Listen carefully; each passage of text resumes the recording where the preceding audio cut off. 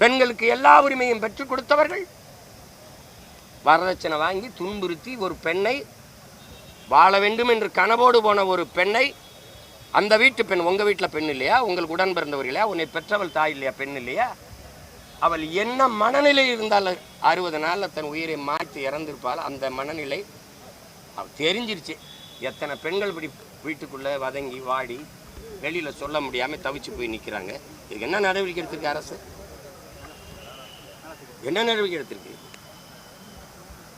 அதுக்காக பேசிய மாதர் சங்கங்கள், மகளிர் அமைப்புகள், மனித உரிமை ஆர்வலர்கள், முற்போக்கு சிந்தனையாளர்கள், எழுத்தாளர்கள், பெண்ணியவாதிகள்லாம் எங்கேயே படுத்திருக்கிறீங்க? கொக்கைன் கஞ்சாதும் போட்டு படுத்திட்டீங்களா என்ன? இல்லை டாஸ்மார்க்கில் சரக்கெல்லாம் கட்சி படுத்திட்டீங்களா? என்ன உங்கள் பிரச்சனை? தேவைன்னா வாய் திறப்பிய, தேவையில்லைன்னா வாய் திறக்க மாட்டீங்க. மனித உரிமை ஆர்வலர்கள்லாம் எங்கே? எதிர்கட்சியாக இருக்கும்போது ஜெயராஜ் ஃபெனிக்ஸுக்கு ஏறி குளித்த நீங்கள் தம்பி அஜித்குமார் மரணத்துக்கு அமைதியாக படுத்தது என்ன? வாய்க்குள்ளே பெவிக்கால போட்டு ஓட்டிக்கிட்டு படுத்தது என்ன பற்றி? ஏன்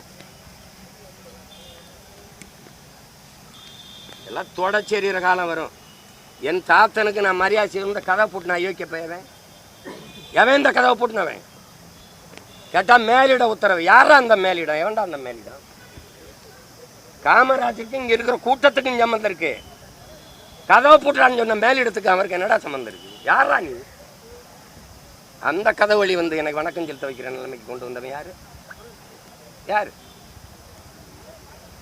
இந்த திராவிடங்க எப்படி ஆட்சி செய்வாங்கன்னு பாரு. தீரன் சின்னமலையா 2 கவுண்டர் அமைச்சர் அனுப்புறது. தெய்வ திருமகன் தாத்தா முத்துராமலிங்க தேவருக்கா 2 தேவர் அமைச்சர் அனுப்புறது. இமானுவேல் சேரனுக்கா தேவேந்திர 2 தலைவர் அனுப்புறது.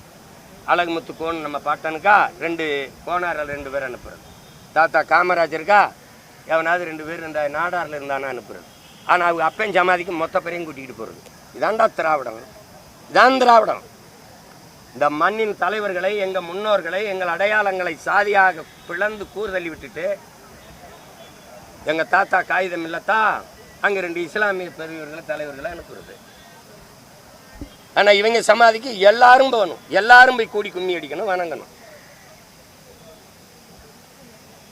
உங்களையெல்லாம் உங்களை ஒழிக்கிறதுக்கான காலம் வருது. இன்னும் ரொம்ப நாளாக இருக்குது. 6 மாதம் தானே. ஆடி பார்த்துருவோம். யார் ஆட்டம் சிறப்பாக இருக்குன்னு ஒரு தடவை வேணால் பார்த்துருவோம். தாத்தாவை அவன் புகழை போட்டுற நாளில் இருந்து சொல்கிறவன் பிறந்த நாளில் இருந்து பார்ப்போம். உண்மையிலேயே நல்ல ஆட்சியை, நல்ல அரசை இந்த மக்கள் விரும்பினாங்கன்னா என்ன நடக்கும்னு தெரியுமில்ல, பார்த்துருவோம்.